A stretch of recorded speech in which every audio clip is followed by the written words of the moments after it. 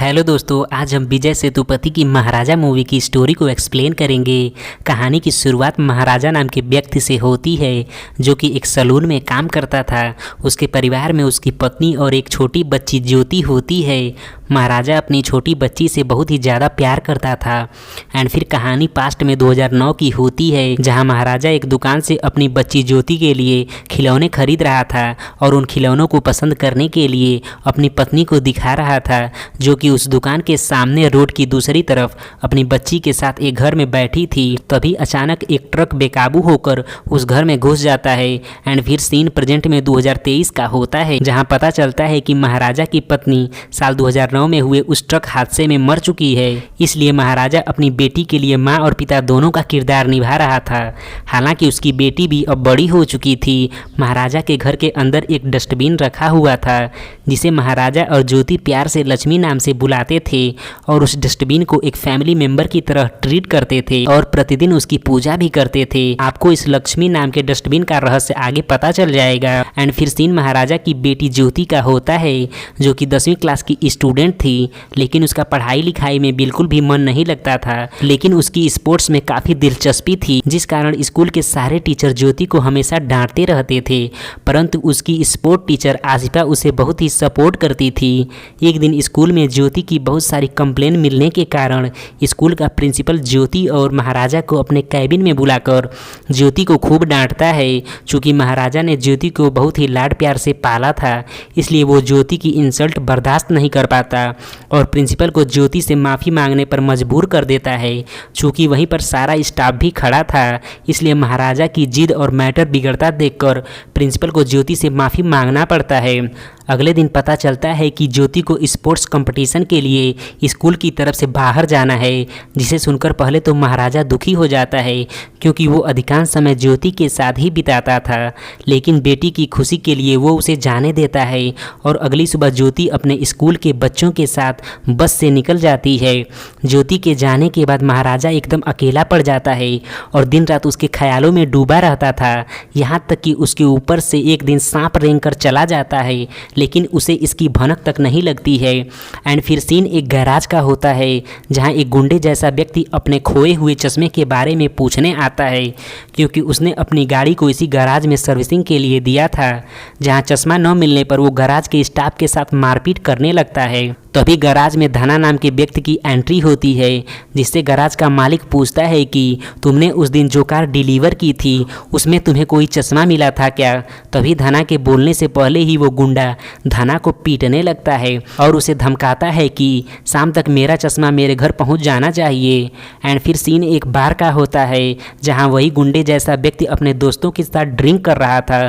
तभी वहां धना चश्मा लेकर पहुंच जाता है और उसका चश्मा उसके ही सामने तोड़ देता है, जिस पर वो आदमी धना को पीटने लगता है।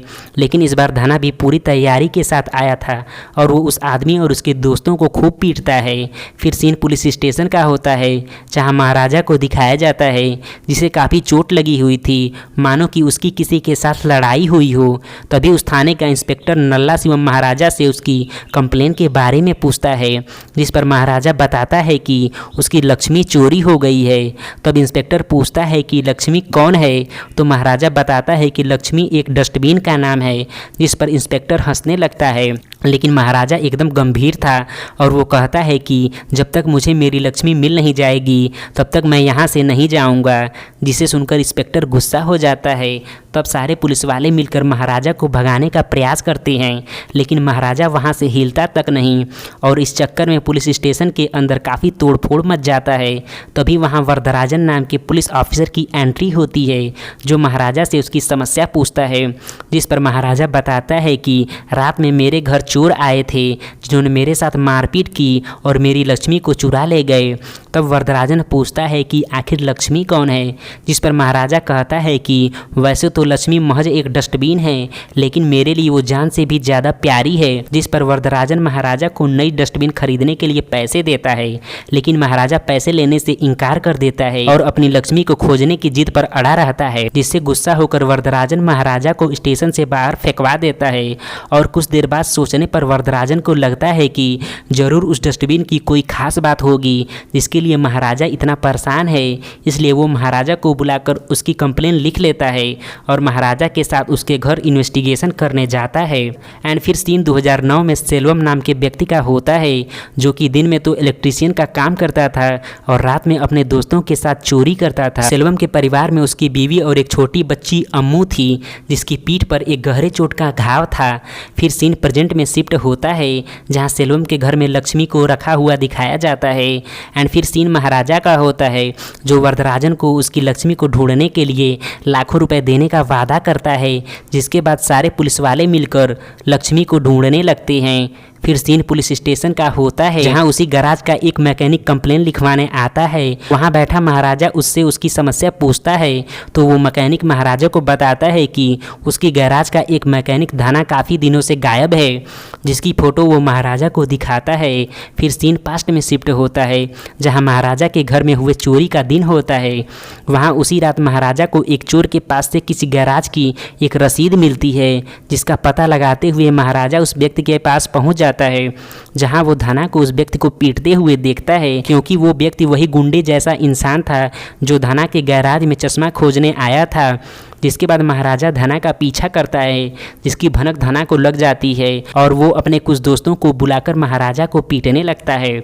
और धना वहाँ ये भी बताता है कि मैंने ही तुम्हारे घर में चोरी की थी, जिसे सुनकर महाराजा का दिमाग एकदम से खराब हो जाता है और वो धना को बेरामी से पीटने लगता है। तब धना कहता है कि तुम हमारा कुछ भी नहीं बिगाड़ पाओगे, क्योंकि उस चोरी में एक पुलिस वाला भी शामिल था। जिसके बाद महाराजा गुस्से में धना का अपने उस तरह से गला काट देता है, जिसके बाद ही उस पुलिस वाले का पता महाराजा पुलिस स्टेशन गया हुआ था, क्योंकि महाराजा का असली मकसद तो लक्ष्मी के बहाने उस पुलिस वाले को ढूंढना था, जो उस रात उसके घर की चोरी में शामिल था। दूसरी तरफ पुलिस वाले निराश होकर नकली लक्ष्मी बनाकर महाराजा को देने की सोचते हैं।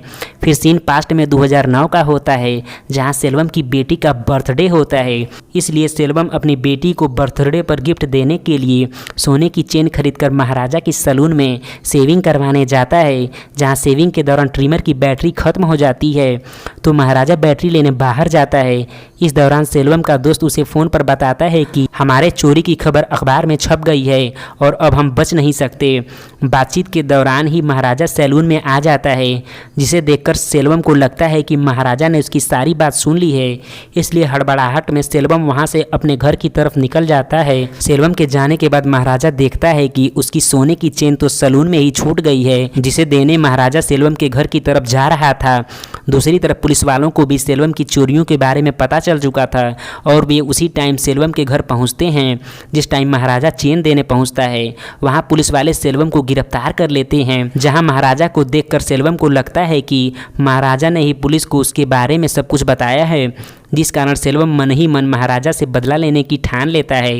एंड फिर सीन प्रेजेंट में शिफ्ट होता है, जहां वरदराजन महाराजा को नकली लक्ष्मी के बारे में बताता है कि तुम्हारी लक्ष्मी मिल गई है, आकर ले जाओ। तब महाराजा पुलिस स्टेशन पहुंच जाता है और वहां महाराजा वरदराजन को उस चोरी की रात की असली घटना को बताता है कि उस रात मैं घर पर नहीं था, बल्कि मेरी बेटी ज्योति रात 10 बजे आई थी, जहाँ पहले से ही 3 चोर मेरे घर में घुसे हुए थे। चूँकि ज्योति चोरों से अनजान थी और वो अपने कपड़े बदल रही थी। 3 चोरों में से एक चोर सेल्वम था और दूसरा पुलिस वाला नल्ला शिवम था। चूँकि सेल्वम को जेल 2009 में हुई थी और वो प्रेजेंट में जेल से छूटकर केवल महाराजा से बदला लेने के लिए उसके घर में चोरी करने आया था। वहाँ ज्योति को कपड़ा बदलता देखकर तीनों ज्योति के साथ दरिंदगी करते हैं और महाराजा के आने से पहले वहाँ से गायब हो जाते हैं, जिससे ज्योति की हालत एकदम खराब हो जाती है। महाराजा की सारी बात सुनकर वरदराजन नल्ला स्वामी को ये सब कहानी बताता है, जो कि लक्ष्मी को ढूंढ रहा था, जिसे सुनकर नल्ला शिवम घबरा जाता है, क्योंकि उसे सच पता था कि चोरी तो उसने और सेल्वम ने मिलकर ही की है, जिस कारण वो तुरंत सेल्वम को फ़ोन पर सब कुछ बताता है।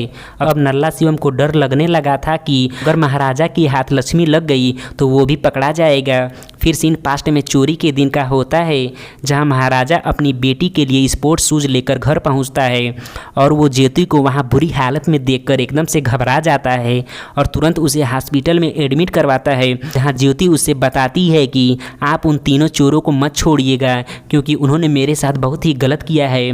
तब से ही महाराजा उनको ढूंढने में लगा हुआ था। फिर कहानी प्रेजेंट में महाराजा के घर की होती है, जहाँ वरदराजन नल्ला शिवम समेत कुछ पुलिस वालों के साथ उस चोरी की रात के सीन को रिक्रिएट करता है, जिस दौरान महाराजा बारी बारी से सभी पुलिस वालों को गले लगाता है और गले लगाने के दौरान महाराजा को नल्ला शिवम की पीठ पर चोट का निशान महसूस हो जाता है। तब वो समझ जाता है कि ये वही पुलिस वाला है जिसने उस चोरी की रात ज्योति के साथ गलत किया था। महाराजा के कुछ कहने से पहले ही वरदराजन महाराजा से नल्ला शिवम को जान से मारने को कहता है, क्योंकि धना की मौत के बाद वरदराजन ने हॉस्पिटल जाकर ज्योति के डॉक्टर से बातचीत की थी और उसके बाद वरदराजन ने सारी कहानी का पता लगाया, जिसके बाद वरदराजन को पता चल चुका था कि नल्ला शिवम भी उस रात चोरी में शामिल था और इसलिए आज तक वरदराजन लक्ष्मी को खोजने का नाटक कर रहा था ताकि नल्ला स्वामी को शक न हो सके। मतलब कि वरदराजन शुरू से ही महाराजा की हेल्प कर रहा था, लेकिन इसकी भनक महाराजा को भी नहीं थी, क्योंकि वरदराजन का मानना था कि ऐसे लोगों को कभी भी माफ़ नहीं करना चाहिए। जिसके बाद महाराजा नल्ला शिवम से तीसरे आदमी के बारे में पूछता है तो वो बताता है कि उसका नाम सेल्वम है। नाम सुनते ही महाराजा नल्ला शिवम को मौत के घाट उतार देता है। जिसके बाद महाराजा सेल्वम को खोजते हुए एक कंस्ट्रक्शन बिल्डिंग में पहुंच जाता है, जहां सेल्वम को देखकर महाराजा को याद आ जाता है कि ये तो वही व्यक्ति है जिसकी चेन मेरे सलून में छूट गई थी और मैं उसे लौटाने उसके घर गया था। उस दिन खिलौना खरीदते समय उसी घर में मेरी बेटी और पत्नी बैठे थे और महाराजा को सब कुछ बहुत ही अच्छे से समझ में आ जाता है। इसके बाद महाराजा सेल्वम को खूब पीटता है।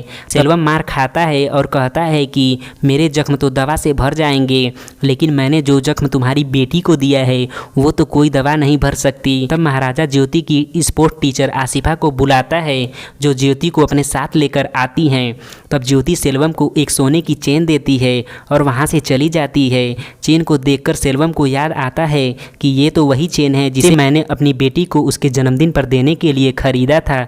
तब महाराजा बताता है कि साल 2009 में जब तुमको पुलिस वाले पकड़कर ले जा रहे थे तो मैं उस दिन तुम्हारी चेन ही लौटाने आया था, जो जल्दबाजी में मेरे सलून में छूट गई थी। उस दिन मैं अपनी पत्नी और बच्ची ज्योति के साथ तुम्हारे घर गया था और तुम्हारी पत्नी को वो चेन लौटा रहा था, लेकिन तुम्हारी पत्नी ने इसे लेने से मना कर दिया और कहा कि ये भी तो सेल्वम की चोरी का ही होगा। तब मैं अपनी पत्नी और बच्ची को तुम्हारे घर में छोड़कर तुम्हारी बच्ची के लिए सामने की दुकान से खिलौना खरीदने गया था। तभी अचानक एक ट्रक अनियंत्रित होकर तुम्हारे घर में घुस गई, जिस दुर्घटना में मेरी बेटी और पत्नी मर गए और तुम्हारी पत्नी भी मर गई थी, लेकिन तुम्हारी बेटी बच गई थी क्योंकि उसके ऊपर यही लक्ष्मी नाम का डस्टबिन गिर गया था। इसलिए हम लक्ष्मी की हमेशा पूजा करते हैं और वो लड़की ज्योति जिसको मैं अपनी बेटी की तरह देखभाल कर रहा हूँ वो कोई और नहीं बल्कि सेल्वम तुम्हारी ही बेटी है। इसके बाद सेल्वम घबराकर अपनी बेटी के पीठ पर लगे घाव के निशान को चेक करता है और उस घाव को देखकर वो समझ जाता है कि वो लड़की ज्योति नहीं बल्कि उसकी बेटी अम्मू है, जिसके साथ उसने और उसके साथियों ने दरिंदगी की थी। जिसके बाद सेल्वम दुख से पागल हो जाता है और महाराजा के पैर पकड़कर उससे माफ़ी मांगने लगता है एंड फिर सेल्वम शर्म से उसी बिल्डिंग से कूदकर जान दे देता है। इसी के साथ यह मूवी खत्म हो जाती है। धन्यवाद।